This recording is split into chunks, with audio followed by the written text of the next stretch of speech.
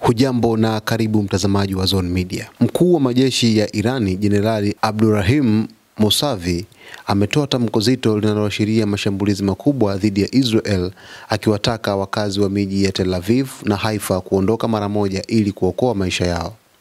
Kupitia taarifa rasmi, Mousavi alisema kuwa mashambulizi ya kulipiza kisasi yako karibu kutekelezwa dhidi ya kile alichokiita maeneo yanayokaliwa kwa mabavu, akisisitiza kuwa raia wa miji hiyo miwili ya Israel wako hatarini. Mousavi alisema kwamba wakazi wa maeneo yanayokaliwa kwa mabavu, hasa Tel Aviv na Haifa, wanashauriwa kwa nguvu waondoke katika maeneo hayo kwa ajili ya usalama wa maisha yao, alisema Mousavi. Onyo hili limekuja wakati hali ya taharuki ikizidi kupanda kati ya Irani na Israel, huku Irani ikidai kuwa Israel imehusika katika mashambulizi kadhaa dhidi ya maeneo ya ndani ya Irani, ikiwemo miundombinu ya kijeshi na vituo vya kijasusi. Irani imesema mashambulizi hayo hayawezi kupita bila jibu, na sasa inaashiria hatua kali za moja kwa moja. Taarifa hiyo imezua hofu kubwa ndani ya Israel, ambapo vyombo vya usalama vimeongeza ulinzi, huku baadhi ya raia wakianza kuhama maeneo yenye hatari kubwa. Haijabainika wazi ni mashambulizi ya aina gani yanayotarajiwa, lakini Irani inajulikana kuwa na uwezo wa kutumia makombora masafa marefu na ndege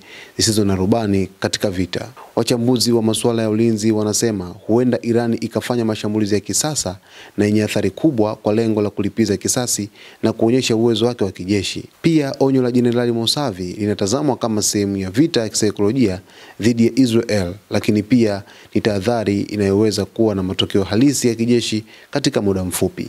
Sasa mtazamaji, hii ni taarifa ambayo ameitoa mkuu huyu wa majeshi wa Iran ambaye ni Jenerali Abdulrahim Mousavi, ambaye amewataka basi raia ambao wanaishi Tel Aviv pamoja na Haifa waweze kuhama haraka iwezekanavyo, kwa sababu kuna uwezekano wa mashambulizi makubwa zaidi kutokea nchini Irani kwenda katika nchi ya Israel, ambapo watu wengi wamekuwa na hofu kuhusiana na taarifa hizi.